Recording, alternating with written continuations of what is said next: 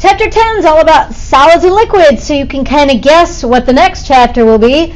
After this, we'll hit the gases. In order to really understand phases and the orientation of the particles in a particular phase, we need to know all there is to know about intermolecular forces, or sometimes they're called van der Waals forces. This is something that I'm hoping that you've looked at in previous chemistry courses, and we're just going to go into a little more detail here. We should make note. Let's say you have a molecule. It could be anything. Let's say it's water. Water, H2O. Ooh, I even draw it kind of bent. And then I'd have my lone pairs. This thing here, that's a bond. That is a polar covalent bond. Bonds are between atoms. Polar covalent bond, because the electrons in that bond are drawn more toward the electronegative oxygen. Intermolecular forces are attractive forces between molecules. Intermolecular, not the same as a bond. Bonds involve the sharing of electrons or a transfer of electrons if it was something ionic. Bonds are between atoms in a particular molecule. They might be referred to as intramolecular forces. This is a little different. Now we're looking at the attractive forces between different molecules. That's what's going to affect the phase. If the molecules, or whatever the particle may be, if they're real close, if there are really strong attractive forces between the particles, then we might exist as a solid. If these intermolecular forces are weak, there's weak attractive forces between the molecules, then our phase is more likely to be maybe liquid or even gas. So there are different degrees of intermolecular strengths. And the first one we want to look at is the London force, the London dispersion force. This exists between nonpolar molecules and noble gas atoms. We should highlight that. Nonpolar molecules and noble gases. Cool. So if I'm given an example and I notice that it's a nonpolar molecule or a noble gas, I'm immediately thinking these London dispersion forces. Here's an easy example. Nonpolar molecule, H2 hydrogen. I don't think anybody would argue that, right? Normally, I think of hydrogen like this. Hydrogen 1 electron, hydrogen 2. And I link them up together. Cute. Now, since this is nonpolar, those electrons are being held right between the two hydrogens. There is no one atom with a higher electronegativity, so they're sharing the electrons equally. And in my head, I'm picturing those two electrons being shared right smack in the middle of the two hydrogens. We often assume that the electrons are distributed evenly around the nucleus, or that they're shared equally in a bond like this one between two hydrogen atoms. However, that's not always the case.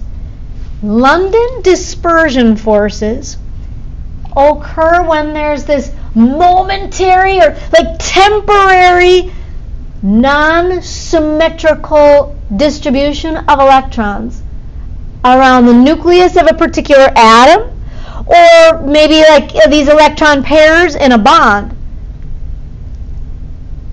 It's a temporary unequal distribution of electrons.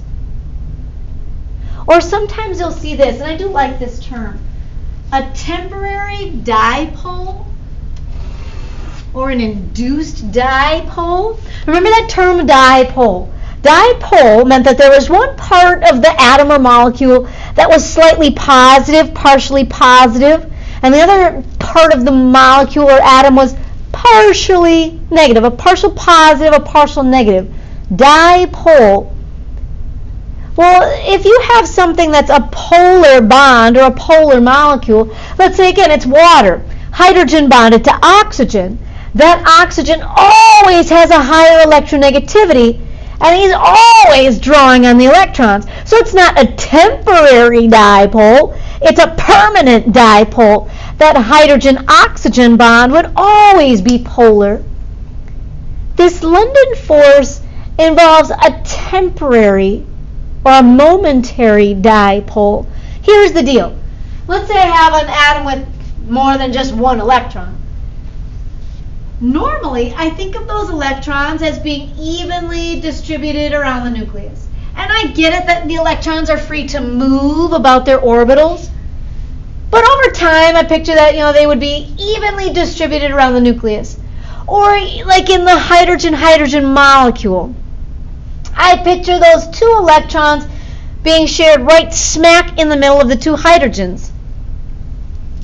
However, since electrons can always move, what if for a split second in time there were more electrons on one side of a particular atom? Maybe this is like some noble gas atom. This moment in time, from the random movement of electrons around the nucleus, there happens to be more electrons on this part of the atom. Well, if there would be more electrons in this region, that would create a partially negative charge. And then the other side would be partially positive. And again, this is just random movement of electrons. Just for that one moment in time, what if by chance there were more electrons on one side of the nucleus than the other?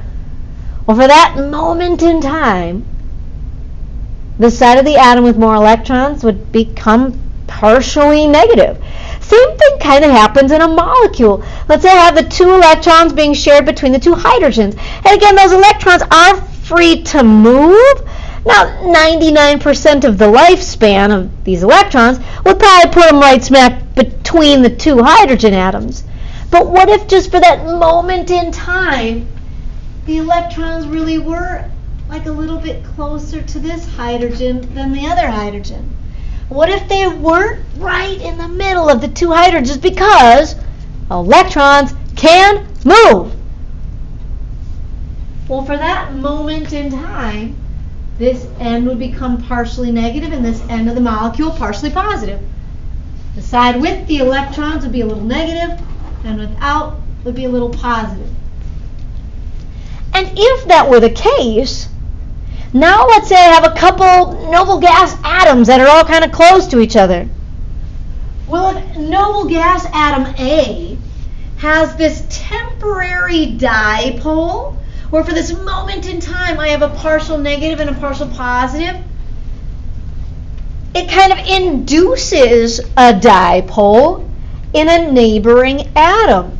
Where, wow, here's this partial positive, electrons are negative and opposites attract. So now in atom B, some of these electrons again will be kind of attracted to this partial negative. And so that induces a dipole in the second atom, where some of these electrons in the second atom are kind of drawn toward that first atom. This right here is your London force. Or sometimes they call it the London dispersion force. London force. On the AP test, I totally asked this at a convention one time. It's totally fine if you just call it the LD force. So if you're like writing this novel about intermolecular forces in a free response question, if you just say the LD force, they'll know that you mean London dispersion force. Oh, cool. Or you can just call it London force. Can you kind of see how there's this temporary attraction between the two atoms for the moment in time where the electrons in atom A are unequally distributed and we have this momentary dipole? That induces a dipole in the second atom. And when I have one atom with a partial positive and one atom with a partial negative, there's a slight attraction. But this attraction is very weak. I think up here it'll say something about this being like the weakest intermolecular force. If not, we'll mark that in here. Very weak.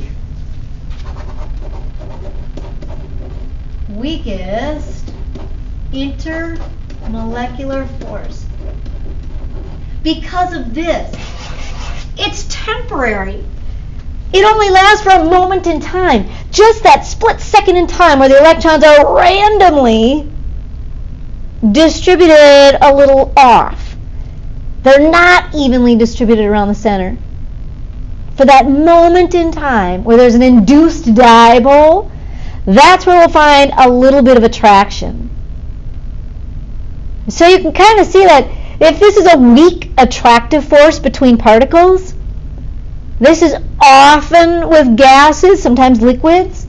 You know, obviously noble gases are gases, duh. Or you could have like H2 hydrogen, N2 nitrogen, oxygen gas. A lot of gases will have these London dispersion forces. Because again, now think about the H2 molecule. If for one split moment in time, randomly those moving electrons find themselves a little bit closer to one hydrogen than the other, and that one hydrogen becomes slightly negative, and the other hydrogen is slightly positive, that induces a dipole in a neighboring molecule. Or again, the electrons in the second molecule, molecule B, will be like, ooh, there's a slight attractive force here. There's a little attraction right in there when we've got a partial positive and a partial negative. Here is your LD, London dispersion force.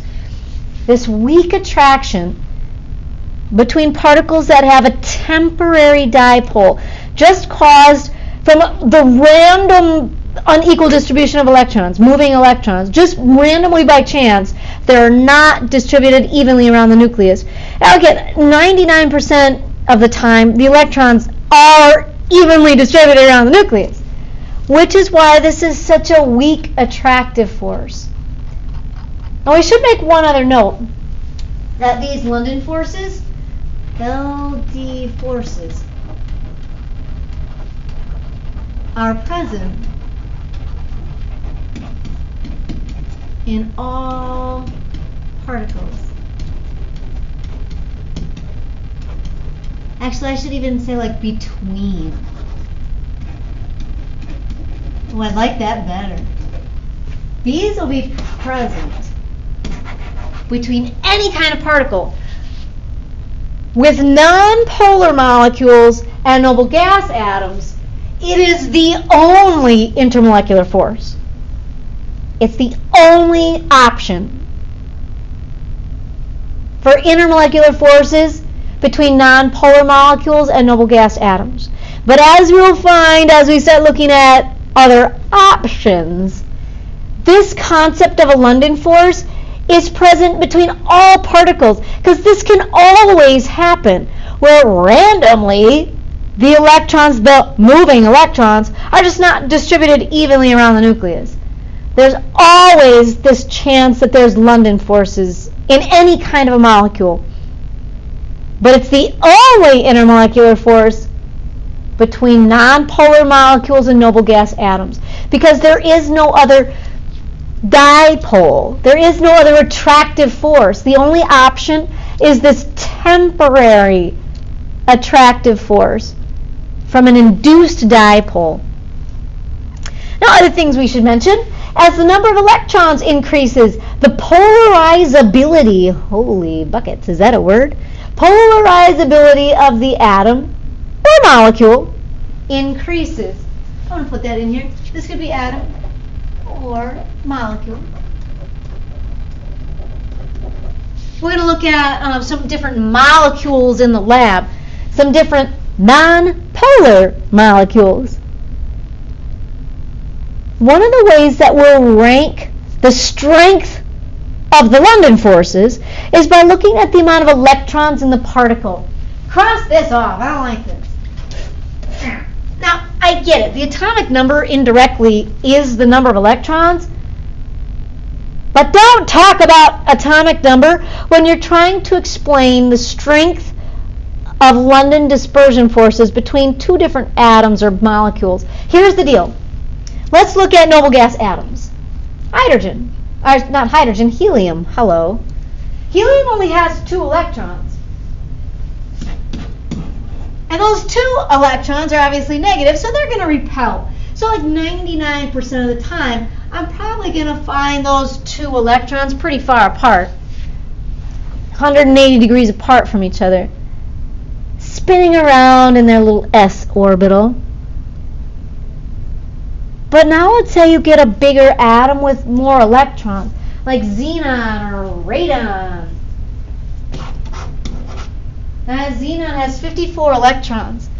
As there's more and more electrons, the chance that they could be unequally distributed around the nucleus increases. It's like, I don't know, let's say I was taking 2 kindergartners on a field trip. I could probably keep them in line. I'd have 1 on each side of me at all times. But let's say I was trying to take 54 kindergartners on a field trip, and I was trying to keep them all together. The chance that they will be like evenly distributed right around me in a cute little circle, that chance decreases quite a bit as I have more and more crazy kindergartners.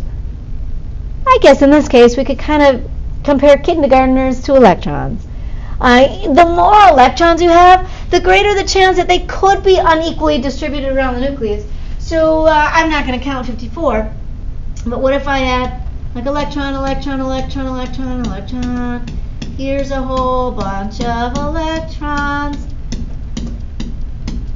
around the xenon. Now let's just go crazy, and we're going to start putting lots of electrons. And I'm going to exaggerate this a little bit. Actually, this is kind of fun and a stress reliever. Okay, cool. So that's exactly 54 electrons, right? I don't know, I didn't count. But can you kind of tell that I've got an unequal distribution of electrons? So again, the more electrons you have, the greater the chance that they could be unequally distributed around the nucleus. And that would give this side of the atom a little bit of a negative charge, because at this moment in time I've got more electrons on this side, and then the other side would be left slightly positive. So that's kind of what they're trying to get at up here, that as the number of electrons increases, the polarizability of the atom increases, or molecule. You know, we would count the amount of electrons in a particular molecule. And same thing, the more electrons I have, the greater the chance that they could be distributed kind of goofy around the nucleus. Don't use the term atomic number. Don't say as the atomic number increases, because really this concept of a London force has nothing to do with atomic number. By definition, atomic number is the number of protons, and I get that indirectly that is the number of electrons, but they will not give you full credit on the AP test if you just say, because the atomic number is greater. If they say something like, which will have stronger intermolecular forces, helium or neon? And you say neon, because the atomic number is greater. No credit. Well, that might give you partial credit, because you did say, the right particle. But the atomic number doesn't really describe why. Because by definition, atomic number refers to the protons in the nucleus. So talk about the electrons. The electrons having a greater chance of being distorted or unequally distributed around the nucleus. Now look what that does to something like freezing point. Freezing point is obviously the temperature where something freezes. Duh. The stronger the intermolecular forces, the easier it should be to freeze something. If they have stronger intermolecular forces, that means there's stronger attractive forces between the particles. If there are stronger attractive forces between the particles, they should be held closer to each other.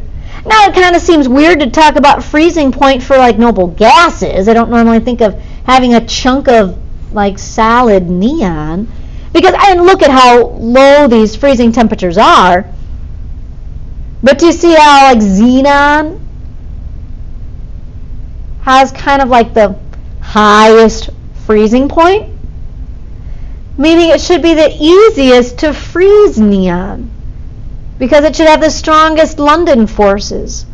Helium's not going to freeze until almost negative 300 degrees. Because they have really weak attractive forces, the weakest London forces. Those particles are bouncing all over the place. They almost have like no attraction between them, because like 99.999% of the time, those two electrons around helium will be exact opposite from each other, and there really isn't a greater chance that they're close or creating a partial positive or partial negative situation. So in the AP test, they like to do this. This would be like a no calculator kind of question, where they might give you data like this and say, explain the trend in terms of atomic structure, or explain this trend in freezing point in terms of intermolecular forces. And they're going to want you to talk about the strength of the London force. The London forces on xenon would be stronger. There's more electrons. There's a greater chance that they'd be distorted or unequally distributed around the nucleus, creating a situation where there's a partial positive and a partial negative, creating a temporary attraction between particles. And if that attraction is a little bit stronger, xenon should have the highest freezing temperature. It should be the easiest to freeze xenon.